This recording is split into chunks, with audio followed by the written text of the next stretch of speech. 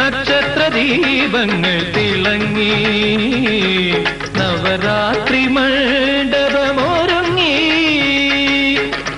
രാജധാനി വീണ്ടും സ്വാതി തിരുനാളിൽ രാജധാനി വീണ്ടും സ്വാതി തിരുനാളിൽ രാഗസുധാ സാഗരത്തിൽ നീരാടി നക്ഷത്ര ദീപങ്ങൾ തിളങ്ങി നവരാത്രി മണ്ഡപമൊരുങ്ങി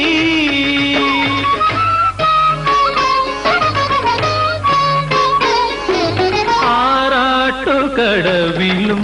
ആനക്കൊട്ടിലും ആസ്വാദകലക്ഷം നിറഞ്ഞു നിന്നു ആറാട്ടുകടവിലും ആനക്കൊട്ടിലും ആസ്വാദകലക്ഷം നിറഞ്ഞു നിന്നു സതിരു തുടങ്ങി